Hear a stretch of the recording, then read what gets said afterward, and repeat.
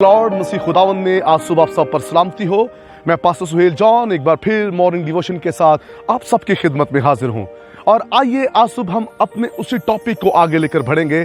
हमने देखा कि किस कदर याकूब ने, यूसुफ ने अपनी बरकत की कदर की।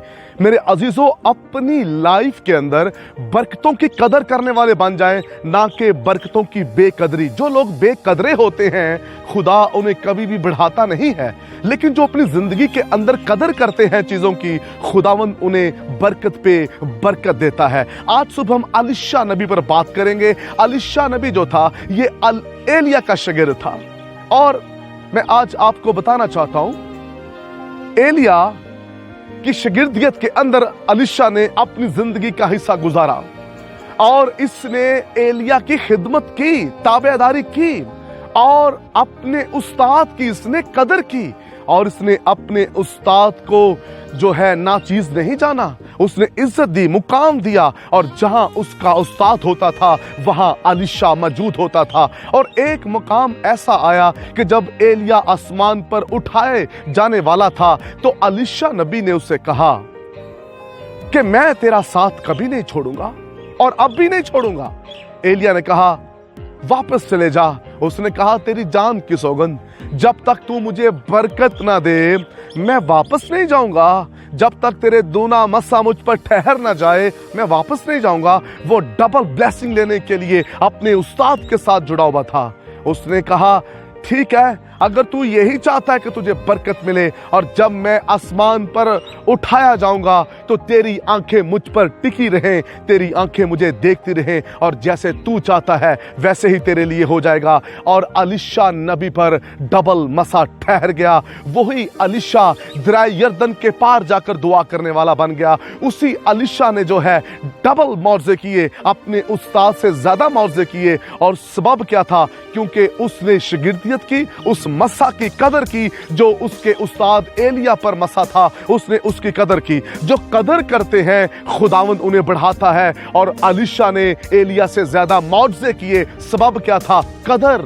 जब आप अपने रूहानी बाप, अपने उस्ताद, अपने खादम खुदा की हजूरी मसा की कदर करते हैं तो खुदा आपकी जिंदगी के अंदर गहरे तौर पर काम करता है। यही अलीशा जो है अपने अंदर बरकत समाये हुआ था। और कलाम मुकद्दस के अंदर लिखा है कि जब अलीशा मर गया और कुछ सालों के बाद एक मुर्दे को लाया गया वहां दफनाने के लिए, और जब वहां कब्र को खोदा गया, उस मुर्दा को रखा गया, वो अलीशा की हड्डी के साथ टच हुआ। लिखा है कि वो मुर्दा जिंदा हो गया। हालेलुया!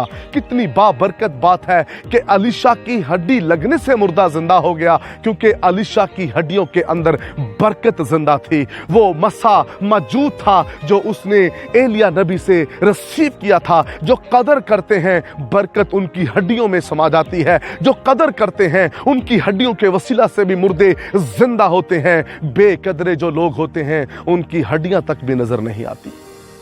अपनी जिंदगी के अंदर हमेशा बरकत की कदर करने वाले बने, ना कि बरकतों की बेकदरी करने वाले।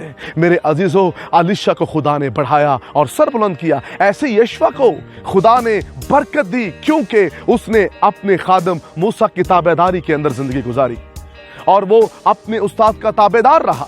और कलाम मुकद्दस के अंदर लिखा है 40 साल उसने कौम बनी इस्राएल की क़यादत की। सबब क्या था? कदर। उसने अपने उस्ताद की कदर की। ओ प्रेज द लॉर्ड! अगर मूसा पहाड़ पर 40 दिन रात रहा तो मैं आपको बताना चाहता हूं, यशवा पहाड़ के नीचे अपने उस्ताद का इंतजार करता रहा। उसने अपने उस्ताद को छोड़ा नहीं है। वो वहां नहीं गया जहां कौम बनी इस्राएल नाच रही थी, बुत परस्ती कर रही थी। वो वहां नहीं गया, वो वहां ठहरा रहा जहां मूसा था। और कलाम मुकद्दस के अंदर लिखा है खुदा ने यशवा को ब्लेस किया और दनाई और हिकमत की रूह जो थी वो यशवा पर ठहर गई। और खुदा ने उसे कहा जैसे मैं मूसा के साथ था वैसे तेरे साथ रहूंगा।